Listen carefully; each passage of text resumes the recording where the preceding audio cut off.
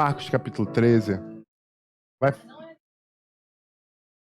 vai falar no sermão profético. E ele diz o seguinte: quando Jesus estava saindo do templo, um dos seus discípulos lhe disse: Mestre, que pedras, que construções. Mas Jesus respondeu: Você está vendo essas grandes construções? Não ficará aqui pedra sobre pedra que não seja derrubada. Pai, em nome de Jesus, eu quero apresentar a ministração dessa noite.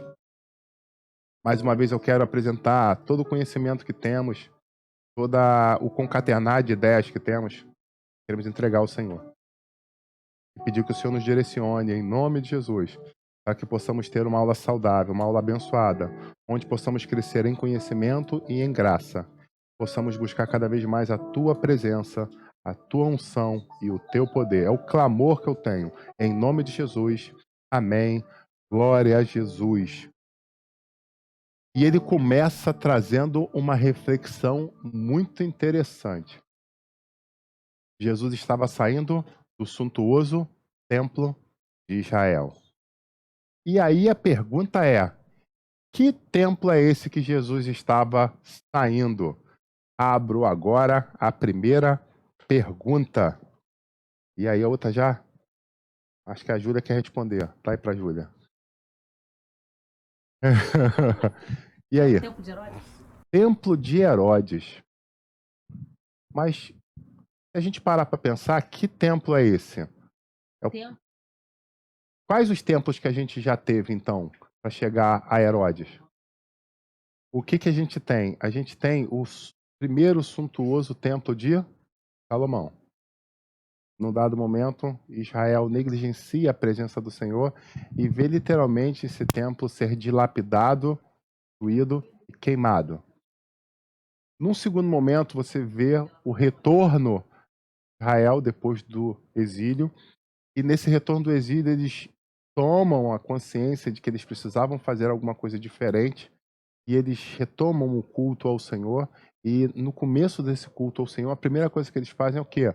Eles começam a entregar as ofertas ao Senhor. Constroem o altar ao Senhor. E aí, depois de ter feito a base e a estrutura, aí sim eles começam a construção do templo. E aí você vai ter esse segundo templo. E acontece algo muito interessante na história, quando você pega ali Esdras, Neemias, Zacarias, você pega os livros ali daquele momento ali, você vê que existiam as pessoas mais novas e existiam as pessoas mais velhas que estavam diante daquela inauguração. E o que acontecia com aquelas pessoas mais velhas e mais novas? Para começar, todas choravam de emoção. Mas agora por dois motivos diferentes, não é isso? Um chorava o quê? De emoção do que estava vendo. E um outro grupo estava o quê? Chorando, saudosista, pela suntuosidade do outro templo.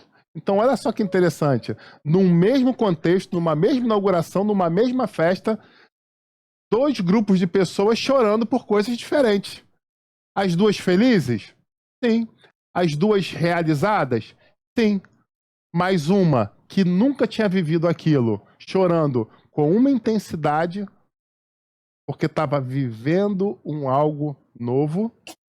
Em contrapartida, você tinha o outro grupo, que por um lado chorava de emoção pelo novo, ou pelo de novo, mas por um outro lado, um pouco triste, porque viveram algo novo, viveram algo especial há muitos anos atrás.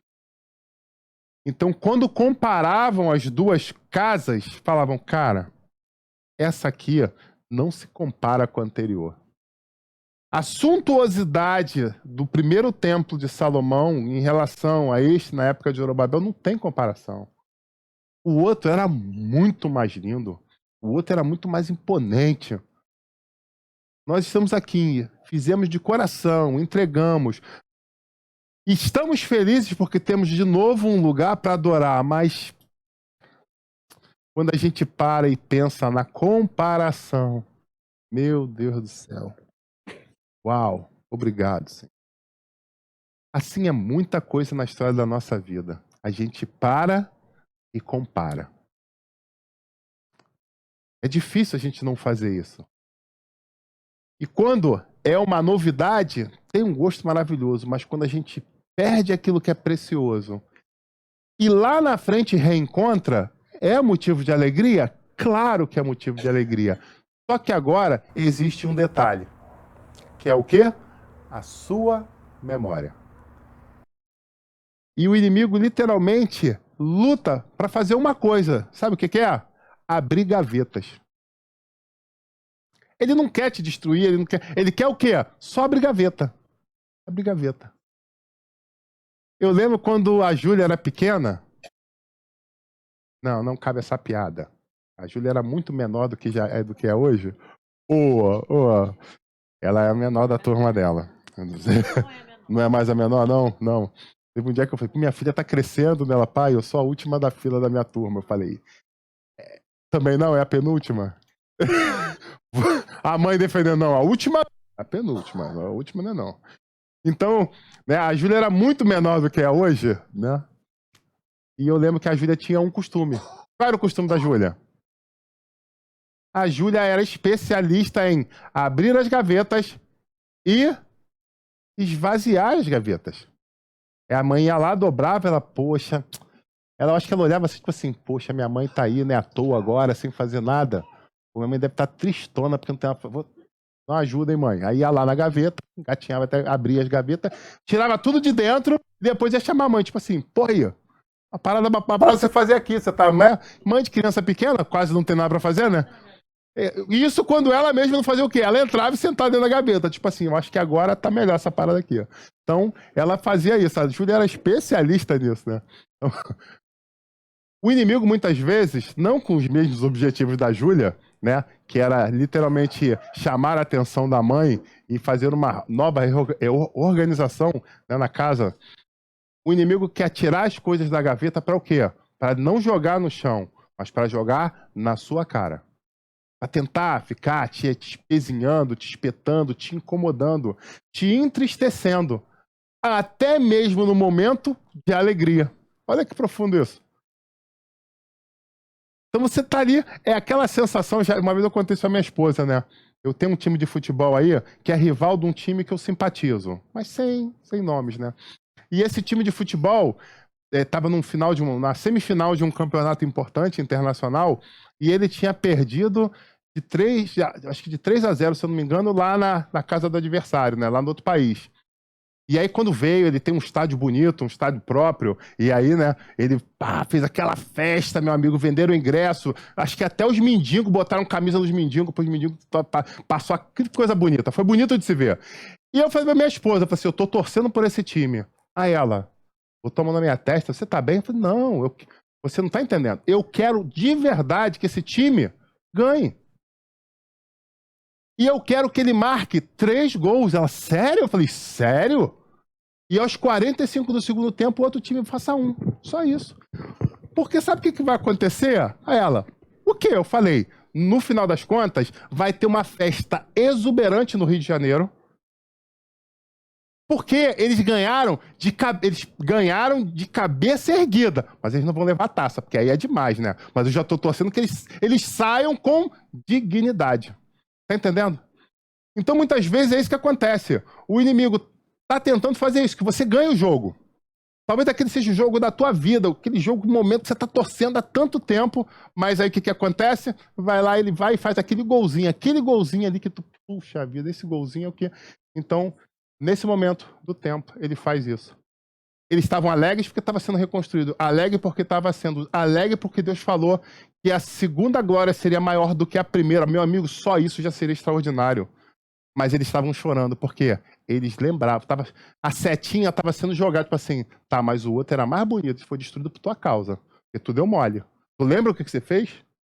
Tu lembra por que foi?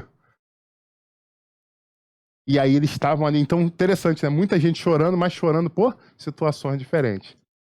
E aí você pergunta, por que você volta nesse momento? Nas últimas 2 semanas nós falamos dos Macabeus, mas a gente entra num momento muito interessante, indo rumo rumando a chegada do grande Messias, que era Jesus. A gente chega agora, nesses 400 anos de silêncio, chega nos 100 últimos anos.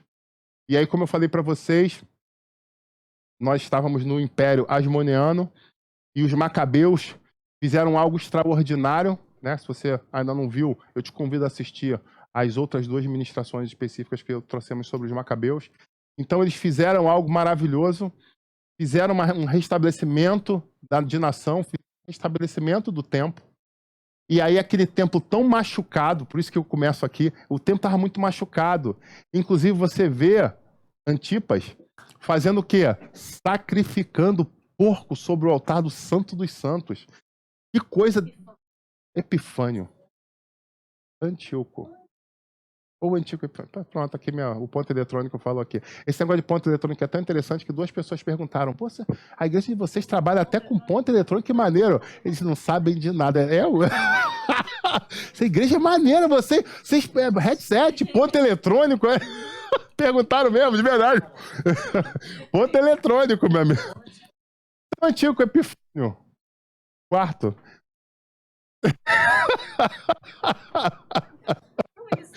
Só antigo, tá bom? É aquela intimidade. Só antigo. Então, esse cara aí, chamado por muitos até de o anticristo, sacrifica o porco no altar. Então, esse templo estava muito machucado. E aí, com o passar dos anos, eles trazem de volta o estabelecimento a Israel, da cultura, da religião, da adoração ao Senhor, mas existiam marcas. Já estava deteriorado, já estava bem velhinho o bichinho, né? bem moído, bem desgastado, palavra boa. E aí o que acontece? Sim, com certeza. Marcado por guerra. E em meio a essa limpeza espiritual que o reino asmoneano trouxe, o governo asmoneano trouxe, houve o restabelecimento do sumo sacerdócio, só que agora não da linhagem primária, mas sim como se uma linhagem secundária. Do que a gente está falando? De onde vinham os sumos sacerdotes? Pergunto eu para você. Da linhagem de quem? De Arão. E nesse momento... específica. Então, o que você tinha de divisão? Você tinha a linhagem dos sacerdotes. E esses sacerdotes eram de que tribo? Tribo de Levi. Perfeito? Então, na tribo de Levi, eles tinham uma característica interessante. Qual era? Não tinha um território fixo. Olha que interessante. Eles literalmente foram integrados às outras. Eles não tinham território próprio. Por quê? Porque o que eles tinham a proclamar tinha que ser difundido para toda a nação. Então, não existia um único lugar onde haveria adoração. Existia lugares onde existiria adoração. Lugares onde seria trazido algo especial, o renovo de Deus. E sim, existia um lugar específico onde guardaria a Arca da Aliança. Um lugar específico teria o quê? O Santo dos Santos. Mas não se resumiria a esse lugar. Essa que é a grande questão que eu trago a você. Então não tem só um lugar santo. Existia todo um preenchimento do território de Israel pela tribo de Levi e tinha a peregrinação anual até Jerusalém, no templo. Amém? Tá junto comigo? Então tinha essas funções. Porém, a função do sumo sacerdote era específica. O quê? Da família de Arão. É isso? Então, tinha essas 2 posições. Os sacerdotes e tinha um que era o sumo sacerdote. Uma das características da função de sumo sacerdote, pergunto eu para você. E é o Santo dos Santos. E o que era interessante na peculiaridade quando ele ia até o Santo dos Santos? Exatamente. Existiam sinos presos ao corpo dele, à vestimenta dele, e na cintura dele era amarrada uma corda. Por quê? Porque antes de entrar, conforme, né, o ponto eletrônico falou aqui, ele precisava o quê? Fazer uma purificação. porque ele estava indo num lugar muito específico. Então, ao entrar naquele lugar, ele precisa estar purificado. E se ele não tivesse feito a coisa certa da forma correta? Se ele tivesse encoberto algo, o que ia acontecer com ele? Ele ia ficar lá mesmo. E aí, as pessoas não poderiam, os sacerdotes que estavam assistindo, não poderiam entrar lá para tirar o corpo. Senão morria junto. Então, o que ele tinha que fazer? Ele entrava, corda na cintura. Ficava aqui do outro lado, ó, dava corda, tá mexendo para lá, dá corda. Tá vindo para cá, opa. E aí eles escutavam um sininho. Trim, trim, trim, trim, trim, trim, trim, trim. Aí tá se mexendo lá, tá beleza, a corda tá mexendo. Ficou muito parado. Aí dava no toquinho, aí mexia. Não, tá parando, tá quieto, tá tudo beleza, tá lá, beleza. Deixa ele. Não puxa, não dá guinada, não. Então a coisa era muito séria. Então você tem que entender que existia diferenças na ocupação desses cargos. Entenderam? Só que agora a gente chega no momento que eles retomam Jerusalém e eles olham para um lado e olham para o outro e cometem um erro. Bom, nós somos sacerdotes. Nós estamos aqui restaurando o templo. E quem vai ser a figura do sumo sacerdote? O melhor de nós. E aí há a escalada de um dos macabeus. E assim recomeça a história de Israel, porém recomeça com o quê? Com uma vírgula, com uma pequena fresta. E em meio a essas pequenas frestas, durante o tempo, o que vai acontecer? Eles vão se corromper. E já falamos aqui sobre a questão da troca do apoio dos fariseus para a troca do apoio dos saduceus, né? Na próxima aula eu vou entrar mais especificamente ensinando cada uma dessas vertentes que Jesus entra. E aí você vai entender por que a fala de quando a gente estiver falando, quando Jesus chegou para um, para outro, você vai entender claramente. É porque ele tinha característica X ou tinha característica Y. Então, em cima disso é que Jesus... Então, eu acredito que essa explicação vai abrir os teus olhos para o Evangelho de uma forma extraordinária, para entender o que está acontecendo. Amém? Então, eles fazem tudo isso, e aí na última aula a gente chega ao ponto que eles se corromperam, se juntaram aos saduceus, abandonaram os fariseus, e aí ele pede no leito de morte para sua esposa Salomé fazer um concerto com os fariseus, pedir perdão depois da morte daqueles 400 homens. E ela faz isso e há bênção no reino. O reino vira prosperidade, vive um momento de prosperidade muito bom. A primeira vez que uma mulher está comandando Israel. Muito interessante. Porém, os seus 2 filhos não seguiram o mesmo caminho dela. E os 2 filhos fazem besteira e eles começam literalmente uma guerra entre si. Hircano II e Aristóbulo II começam a se degladiar pelo poder, causando uma instabilidade em Israel. Aí você pergunta, pastor, por que o senhor já não entrou em Jesus? Por que a gente não está falando de Jesus, dos milagres de Jesus? Por que perder tempo com isso? Primeiro, porque você entendendo a coisa como um todo, seja quem for que você sente para evangelizar ou para te questionar, você sabe como trazer a defesa da sua fé, porque você entende a coisa como um todo. Amém? Então, as nossas experiências com o poder de Deus têm sido recorrentes e constantes durante todo o nosso ministério. E eu glorifico a Deus por isso. Mas existem momentos que a gente tem que parar e entender, porque Jesus falou que nós pecamos por não conhecer a Escritura e nem o poder de Deus. E aí você fala, mas isso está escrito nas Escrituras? Isso é literalmente um pedaço que não está descrito nas Escrituras, mas os livros de história nos permitem construir para que a gente possa entrar novamente nas Escrituras. Então, traduzindo, isso aqui é a história que Israel estava passando, só não tem um livro revelado sobre isso. Consegue entender? Então, eles chegam ali naquela...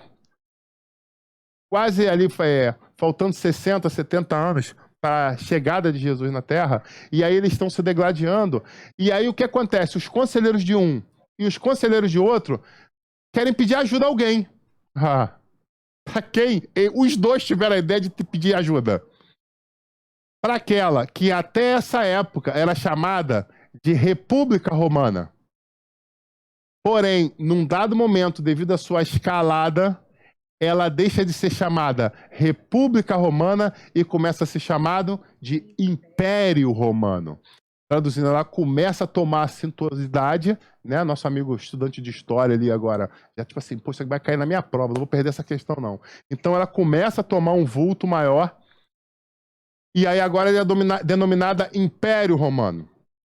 E aí eles perguntam, poxa, eu vou pedir ajuda àqueles amigão que estão chegando ali de Roma, aquela galera ali, pô, a galera é diferente, não é igual os Seleucidas não, pô, parada nova ali. Pô, vou pedir ajuda ali só pra chegar e falar assim, parou esse negócio, essa briga aí e tal. Pô, de repente... Só que os conselheiros do outro irmão tiveram o quê? A mesma brilhante ideia. Então os dois recorreram ao Império Romano. O Império Romano, tá comigo. Ó, marca aí, ó. Daqui a um mês eu dou uma passada lá, converso com eles, faço tipo a ONU faz. Chego lá, faço marco num lugar neutro, boto uma tenda branca, converso com eles, boto uvas, tâmara. E aí, essa parada tá com a gente, tá tranquilo, a gente vai ajudar vocês. O que eles fazem? Eles marcham com legiões de soldados, meu amigo, em direção à Palestina. Chegando lá, eles falam, a partir de agora tomamos uma decisão. Nós não vamos somente parar a briga. A melhor forma que a gente vai fazer é o seguinte, tá os dois depostos do poder e agora é tudo nosso. E o Império Romano assim começa a tomada aquela região que a partir de então é chamado, exatamente pelo nome que eu falei agora há pouco, de Palestina. Então, os romanos batizam aquilo de Palestina. E agora entra num novo momento da história. Acabou a história dos Macabeus e agora a gente vai viver o momento do Império Romano dominando aquela região, preparando todo o ambiente. Muitos historiadores falam sobre isso, que na verdade tudo isso foi literalmente uma preparação para a vinda do Messias. Porque o que começa a acontecer exatamente nesses últimos 60 anos, você vai ver que muita coisa acontece trazendo um direcionamento para o quê? Para a chegada do Messias. Então, realmente, eu concordo com vários historiadores quando eles falam isso. Esse é um momento crucial na história da humanidade para que o Cristo chegasse. Pois bem, e aí a gente entra exatamente na aula de hoje. A gente está em 63 a.C. O Império Romano dominou. E o que ele faz? Bom, vamos dividir a região da Palestina em, tipo, blocos específicos. E num desses blocos, que era exatamente onde estava composto o povo judeu, a gente vai colocar nas mãos de Antípater. E aí, esse homem assume uma função de quê? De governador romano na Palestina. Era o título dele. Ele era o governador romano na Palestina. Pergunta de prova. De que povo era Antípater? Ele era edumeu. Então, esse governador era edumeu. O que tinha acontecido alguns anos antes, algumas décadas antes, exatamente quando os macabeus estavam no poder? Eles estavam o quê? Pressionando os edumeus. Agora, o que aconteceu? Como diz a gíria, a catraca girou. Agora é o contrário. Agora, Antípater tem o poder, não mais agora pela Seleucia, agora pelo Império Romano, agora é uma outra governança, é uma outra história, é uma outra influência. E aí vem uma reflexão muito legal, porque muita gente confunde esse momento da história. Quem era o poder nessa época? E aí muitos vão falar que era quem que dominava? Era o Império Greco-Romano, não é isso? Você já não disse isso? Vendo os livros de história? Você já não comentou isso? Não, era o Império Greco-Romano. Na verdade, não. O Império Greco vem de Alexandre. Um século e meio depois, aproximadamente, vem o Império Romano. A única questão que acontece, e aí por isso que muita gente confunde, é que quando o Império do Romano domina, a cultura grega já está dominante, não está? O que ela faz? Deixa essa goiaba aí, meu irmão, deixa o pau quebrar, deixa do jeito que tá. E a gente só domina o povo. Eles querem ficar usando essas roupinhas maneiras, essas roupinhas da moda aí, essas camisas de florzinho. Se eles querem ficar, né, ouvindo uma música diferente, um cinto dourado, é problema deles, cara. Deixa esses caras do jeito que tá aí. Eu só quero o quê? O domínio territorial, o domínio de exército e o pagamento de impostos. A cultura deles que se exploda. E aí tem uma outra coisa escondida aqui. Qual era a língua falada na Palestina e naquela parte do Ocidente, não só na Palestina, mas mais à frente também, durante um grande conglomerado quase encostando na Europa? O idioma, isso aí, anota que é interessante, era o aramaico. O idioma aramaico era o idioma principal. O que na época do Alexandre e depois Seleucida, né, eles fazem? Eles colocam não só a cultura, mas o idioma grego à frente. Quando o romano chega, o que o romano faz? Deixa nego falando grego. Deixa nego falando koiné. Também que se exploda. Aí você pergunta, por quê? Porque, na verdade, o ódio dele era lá atrás de uma dominação séculos antes, onde a língua principal virou aramaico. Então, tipo assim, se o aramaico vai ser extinto, que se exploda. Então fala grego. Já estão falando grego? Continua falando grego, aí não tem problema não. Só paga imposto. Olha que interessante. Eles queriam subjugar a língua aramaica. Tanto que, em alguns momentos que você pega do Antigo Testamento, eles estão falando que está sendo escrita em aramaico, em outras hebraico. Não é verdade? Mas o Novo Testamento é predominantemente escrito em grego. Porque, na verdade, a vontade do romano era subjugar aquele idioma que lá atrás eles estavam com trauma. Então, meu amigo, não está falando latim, não tem problema não, mas que não fale a língua daquele que lá atrás me subjugou. Lá atrás me oprimiu. Então, que morra o idioma. Assim como morreu o império deles, que morra também o idioma deles. Interessante isso, né? Uns detalhes a mais aí. E você pergunta, mas pastor, por que você está falando isso? Para você entender que existem pessoas que guardam durante muitos anos para se vingar. Então, essa é a questão. Então, o idioma foi dominado. Então, por isso que muitas pessoas confundem. O império é greco-romano. Na verdade, não. O império é romano. A questão do greco é só a comodidade do que eles colocaram. Amém, igreja? Bom, continuando. Então, Antípater é o quê? É o governador romano na Palestina. Edumeu, descendente de Edom. A gente já viu o porquê agora ele tem tanta raiva, que a família dele passou lá atrás, na mão dos amigos. E aí o que ele faz? Ele vai reinando até 37 a.C. 37 a.C., o reinado é passado, ele morre e é passado para quem? Para o seu filho. Quem é o filho dele? Herodes o Grande. Esse aí, Herodes o Grande, vai reinar até 4 a.C. Traduzindo, o Herodes que você vê na época de Cristo não é Herodes o Grande, é o filho dele. Tranquilo? Então já fica aí uma explicação. Quando você ouvir nos livros de história sobre Herodes o Grande, não é o Herodes que está na época de Jesus. Ele ali é o filho dele. Tranquilo? Então começa o reinado no avô, o pai é o chamado grande, é um cara sinistro, o cara diferenciado. Eu poderia dizer até que. Não, eu não vou falar de política, não. Eu ia falar que ele é um político nato, mas eu não vou, né? Porque senão o canal vai ganhar um monte de inscritos e vai perder outro monte. Então, na dúvida, deixa. Não vou falar do nome do político. O que acontece? Ele era um estrategista nato.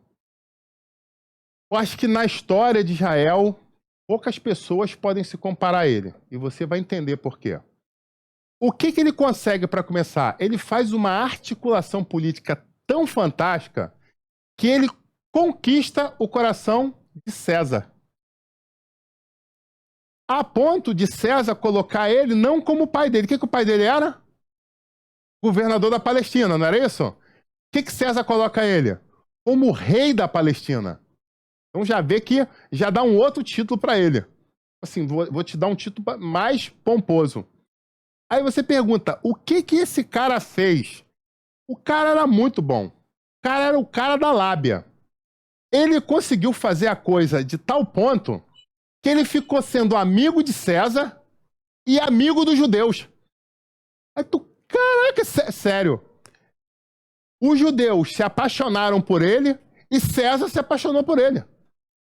Tanto que dá uma amplitude maior de governo para ele, uma posição que antes nem existia. Então tá que não, você agora vai ficar aqui. Foi ele que tinha mania de perseguição, que gostava que queria, né, matar pessoas porque queria só não, matava, né? Pessoas por achar que estavam querendo E aí? enganá-lo. Foi o pai ou o filho que tinha essa cisma? Foi o pai.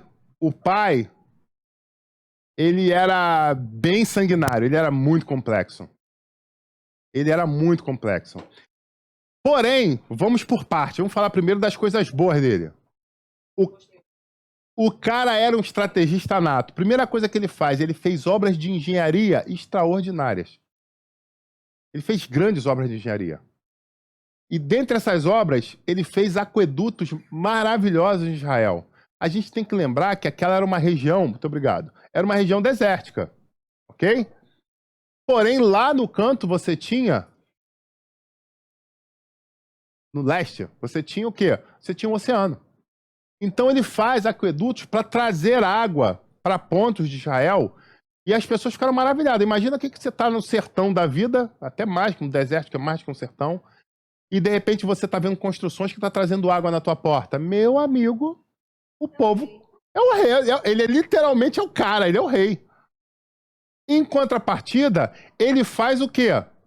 Ele chega para César e fala: César, você está dominando esse negócio todo? Eu vou construir fortalezas ao longo do território para você abrigar os teus exércitos, os teus soldados, os teus generais nos pontos estratégicos. Então ele constrói várias fortalezas pelo território de Israel. Então, traduzindo, ele chega a construir uma cidade litorânea chamada Cesareia. Olha o nome da cidade. O bicho era político demais, cara. Ele faz uma cidade de veraneio para César. Agora eu pergunto para você, César ia sair de Roma para curtir a praia em Cesareia? Não. Quem ia curtir aquilo? Ele. O bicho era muito sagaz. Ele fez uma para César. Tá aqui um lugar de refúgio para você dar uma saída aí, tá? Muita guerra, muita confusão. Se você quiser aqui curtir uma praia na Palestina, se estiver passando aqui pelas rotas rumo à Índia, então você tem um lugar para descansar, só para você curtir, ficar aqui protegido pela sua família, tranquilo. Tem legião de exército aqui em cima, em Samaria, né, que era uma rota comercial. Então, tá aqui. Construiu, além da fortaleza, ele construiu um porto. Por quê? Esse porto começou a trazer o quê? Rota comercial. Então começou a entrar e sair dinheiro. Começou a trazer pelo mar logística para a tropa que cruzava. Se você pegar o mapa, você vai ver que tem uma estrada principal que cruza por cima pelo norte de Israel no provimento às tropas que estavam seguindo em direção às Índias. Então, ele permitiu, com o dinheiro que ele tinha, fazer obras que fossem marcantes. Para quem? Para os dois. Mas ele marcou tanto o povo por causa dos aquedutos, por causa da criação de Cesareia, por causa das fortalezas que as pessoas se sentiam psicologicamente abrigadas e protegidas. Foi por isso? Não foi exatamente esse o motivo que ele conquistou o coração dos judeus. Ele fez uma obra extraordinária em Israel. Que obra foi essa? Ele fez o suntuoso templo de Herodes. E, pasmem, ele conseguiu fazer um templo maior do que o de Salomão. E aí entenda, porque ele fez um templo maior e uma característica arquitetônica daquela época, romana. Era a época das edificações altas, então ele faz um templo maior e mais alta. Então ele faz questão de ampliar, tanto para os lados como para cima, o templo que já existiu de Salomão. Com isso, os judeus ficaram o quê? Maravilhados. Porque Deus falou que a glória da segunda casa seria maior do que a primeira. Grande realidade é que tem muita gente que é levada pelo que vê. Ele fez exatamente o que muita gente do povo queria. Ver a suntuosidade, ver o esplendor, ver a beleza. E ele fez uma obra exatamente direcionada para isso. Agora eu pergunto para você, Israel, nessa época, era um povo rico? Não. Principalmente o norte de Israel era muito pobre. E como é que ele faz uma coisa tão suntuosa? Uma característica que o judeu traz. Toda a sua história é literalmente não economizar com as coisas de Deus. Então, quando ele lança um projeto de reconstrução do templo, o que aconteceu com o povo? Choveu oferta para ele. E quando choveu oferta, o que ele fez? Ele fez o templo. Traduzindo, ele literalmente ficou bem com todo mundo. Então, aquedutos, fortalezas e constrói um suntuoso templo em cima da construção da arquitetura romana, fazendo com que ele fosse maior ainda. Eu paro aqui e faço uma pergunta para você. Qual é o marco hoje que você tem no território de Israel, que é uma coisa que mexe com o coração dos judeus?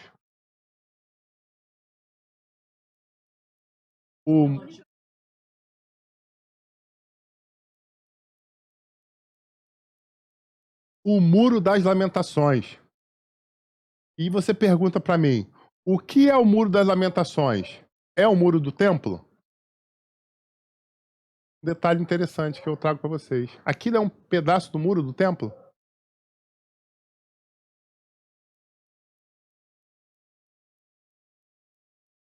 Aí que tá, ele não era muro do templo, era um muro, muro do arrimo do templo. Do arrimo do templo.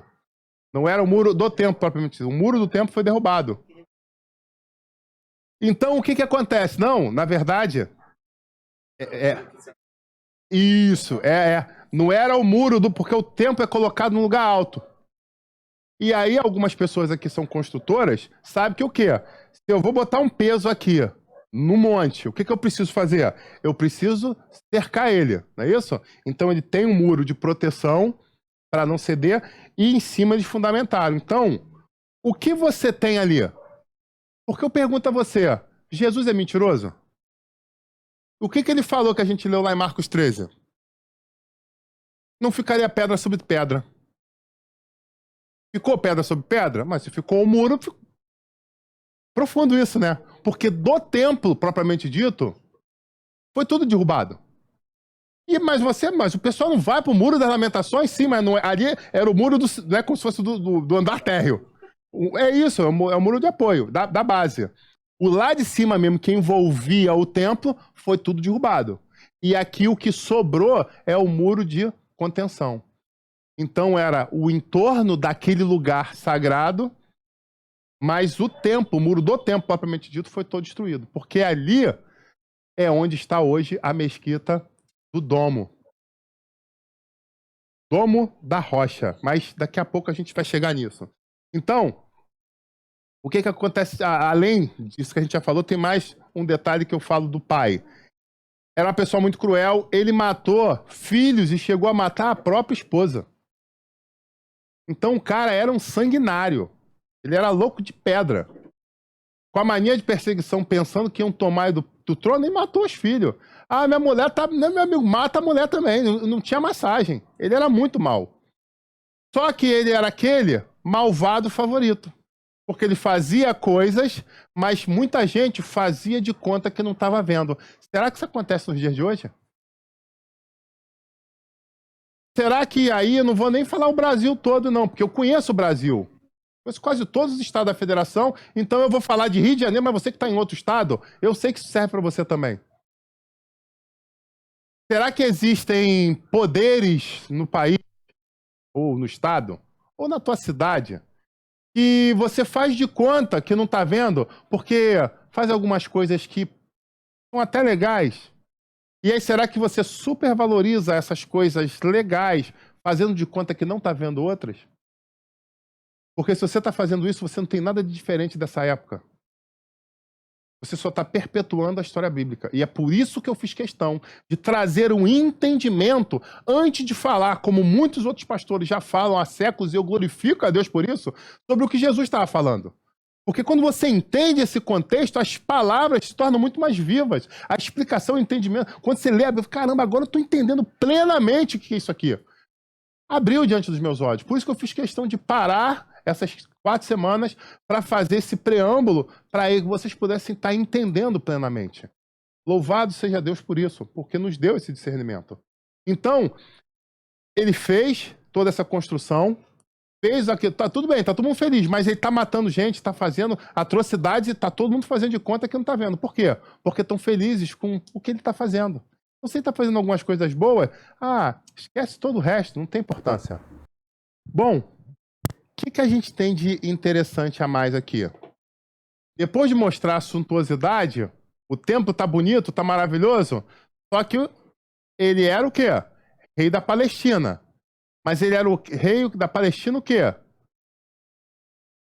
Subsidiada pelo Império Romano, ok?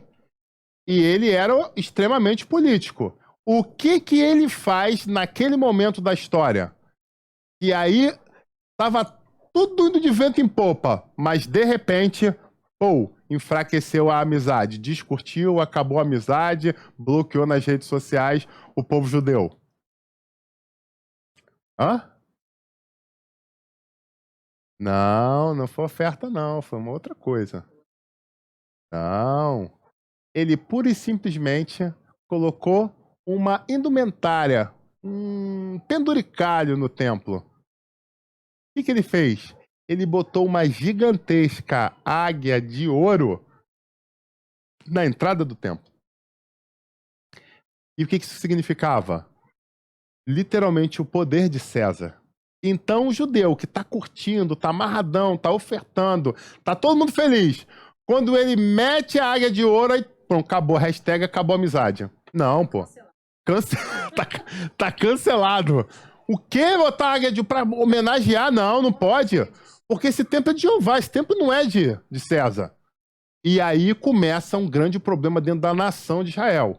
E já era anotada, já era marcada como quizumbeira, pelos povos que vinham dominando pelos séculos. O que que acontece? A juventude, uma boa parte da juventude se rebela contra ele.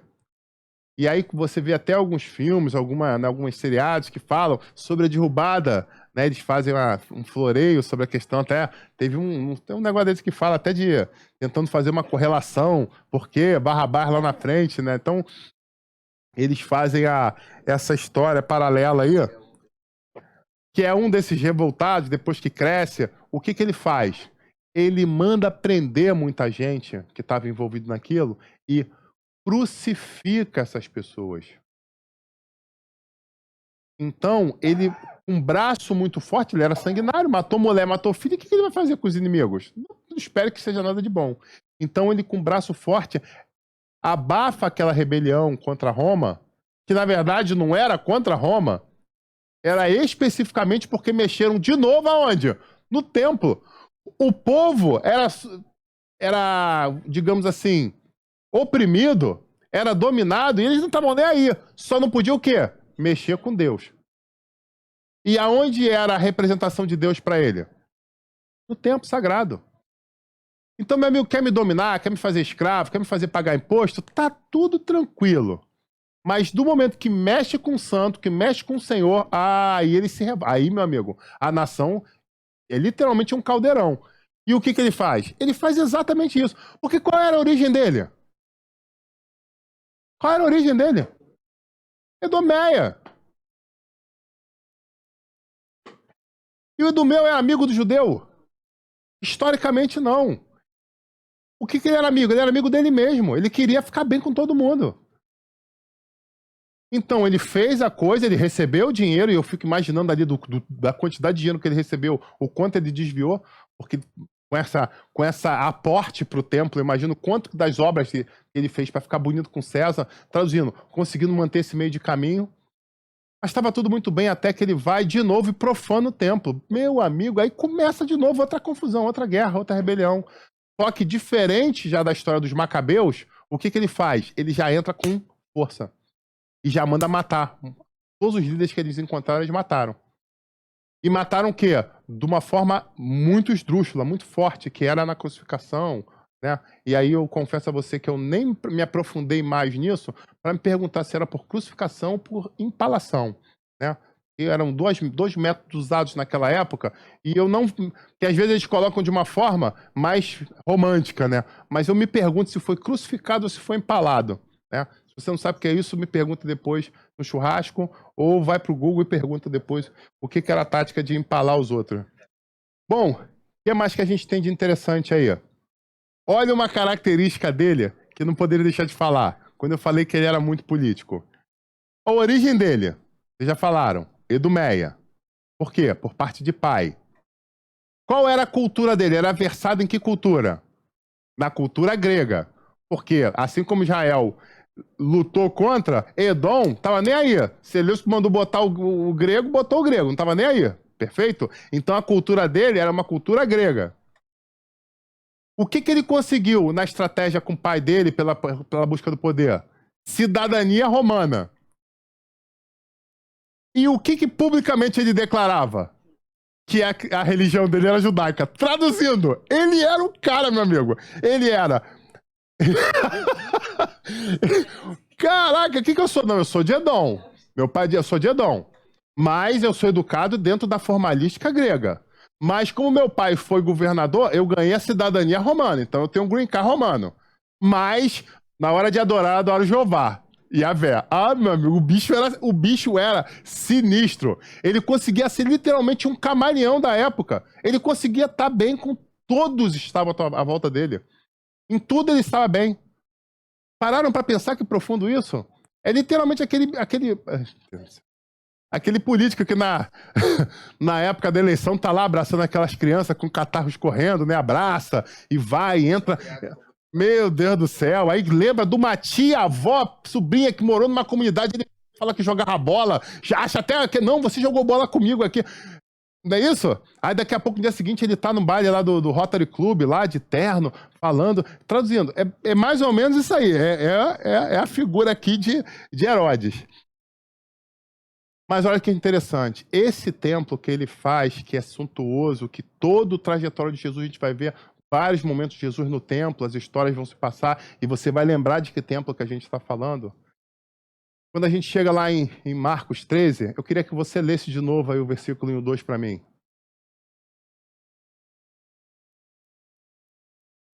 Marcos 13, novamente, aí o versículo 1 e o versículo 2.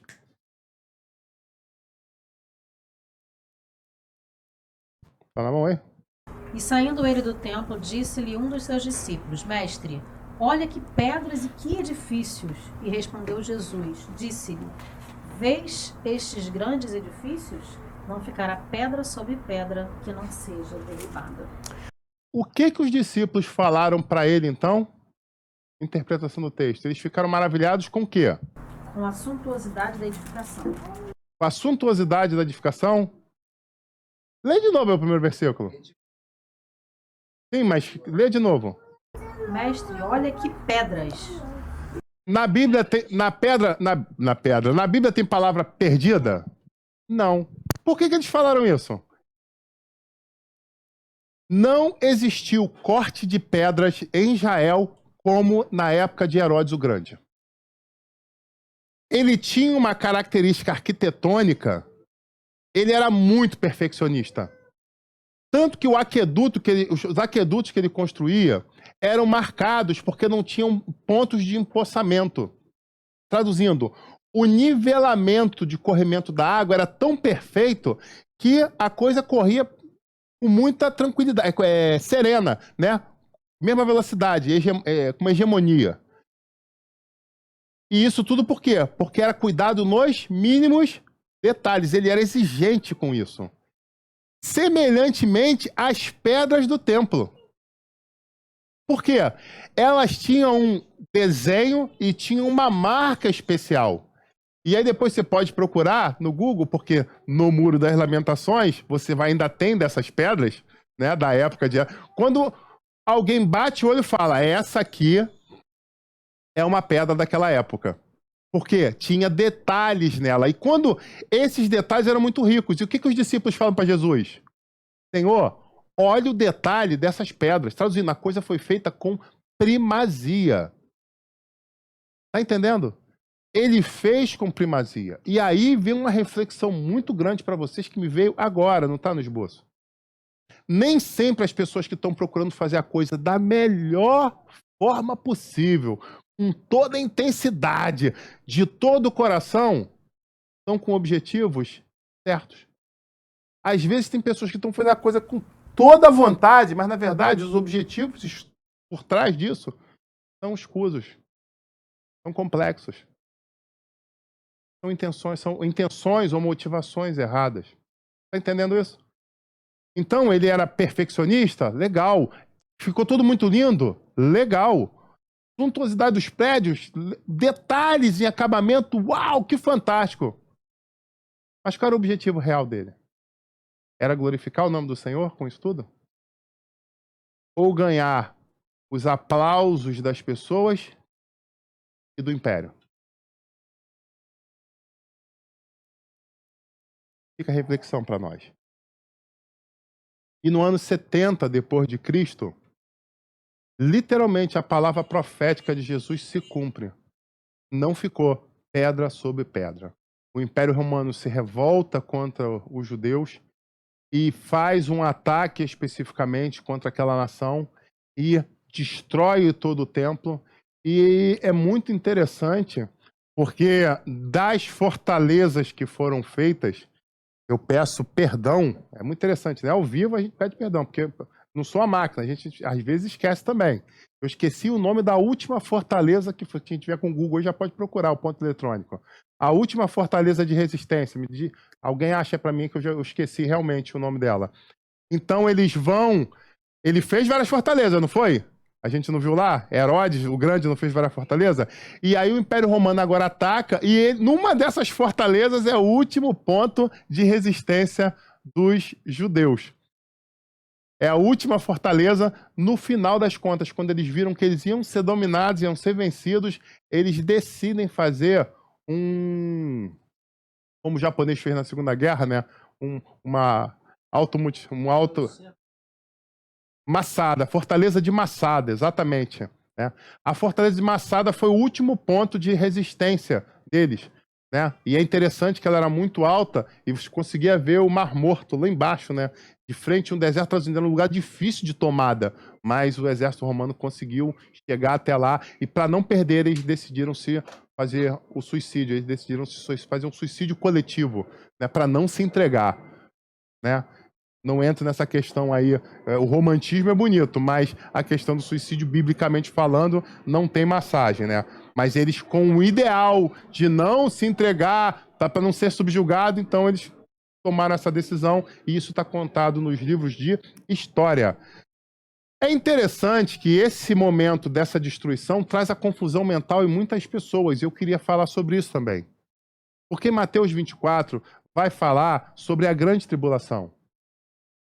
E nessa grande tribulação, algumas pessoas confundem essa destruição do templo com a palavra de Jesus em Mateus capítulo 24. Eles entendem que aquela perseguição, aquela tribulação está resumida ao quê? O ano de 70 depois de Cristo, onde Jesus falou que não ficaria pedra sobre pedra.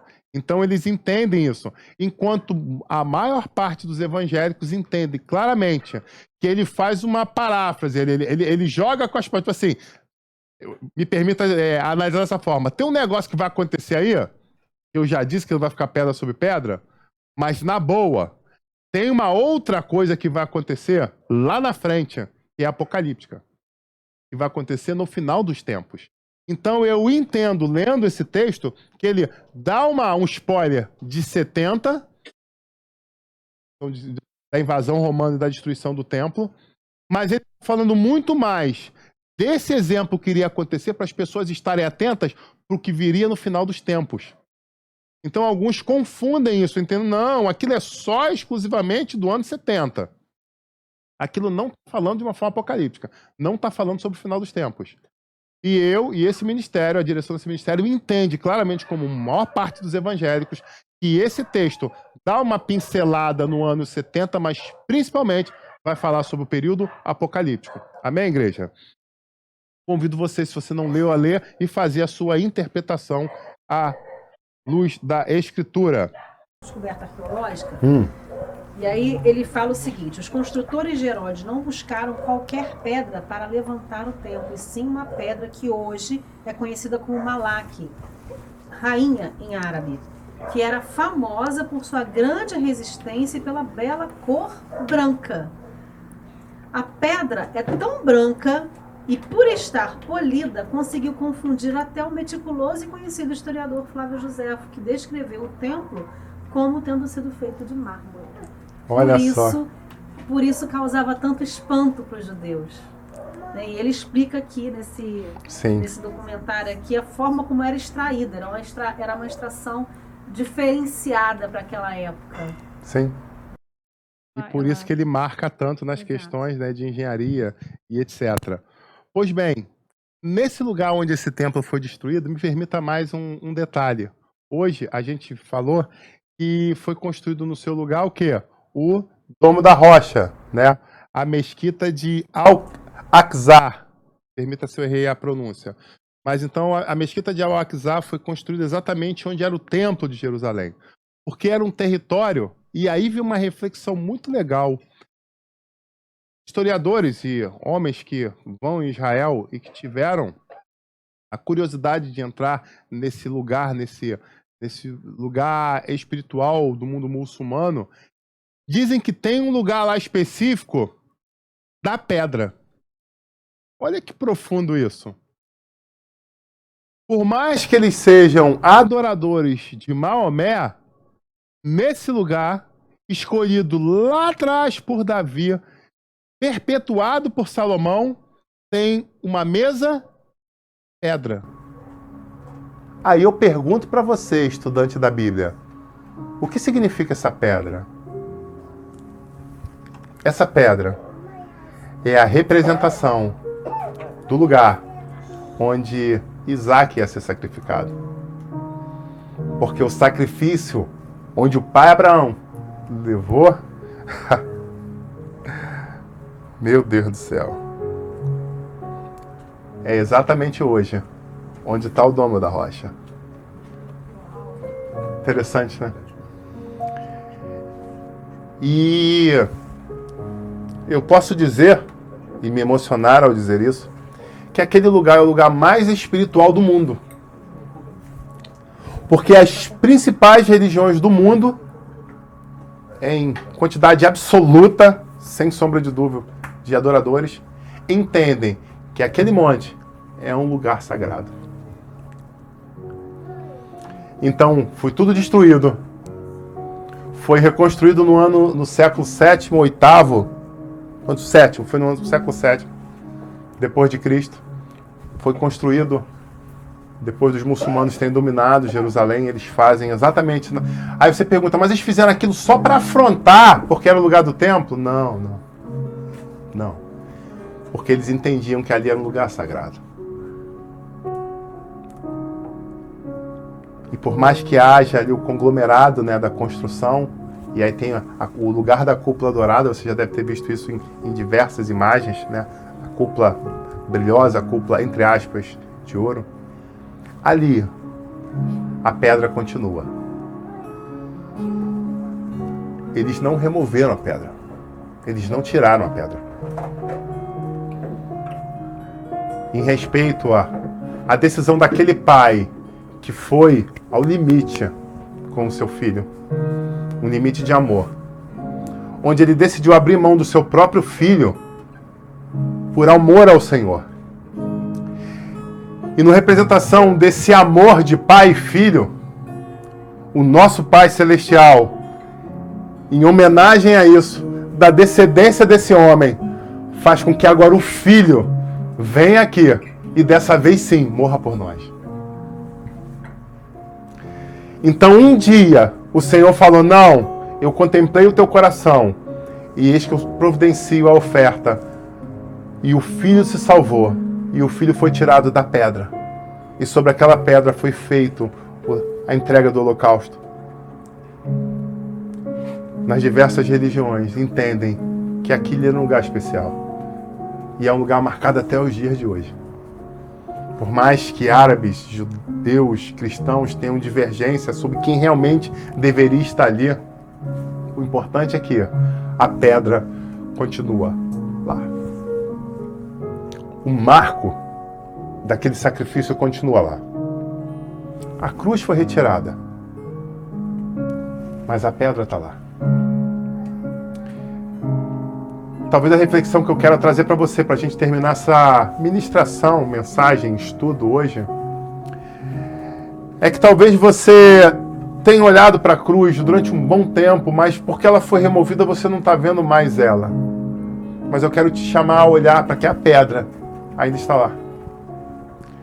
E aí você pergunta, pastor, por que você está falando isso? Porque às vezes, aquilo que é muito perto, e aí eu volto lá no começo da ministração, quando eu falei do templo de Zorobabel, onde eles olhavam, e enquanto uns comemoravam aqui, outros olhavam o alicerce, o motivo lá atrás do erro.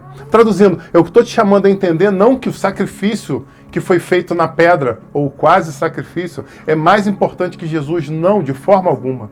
Mas o que eu quero te dizer é que tudo tem um começo, um meio e um fim. Nós estamos vivendo esse meio, rumando para o fim. Mas toda essa história tem um alicerce. E esse alicerce está na pedra. Pedra essa que não foi removida. Eu creio que profeticamente aquela pedra está ali, para mostrar ainda para aquelas religiões, para os judeus, para os muçulmanos, que existe ainda um alicerce, para que eles entendam que aquele quase sacrifício não foi em vão, mas que veio um dentre os homens, Jesus Cristo, o Filho do Deus vivo, o justo, que se entregou por mim e por você. Quero te convidar a se colocar de pé em nome de Jesus.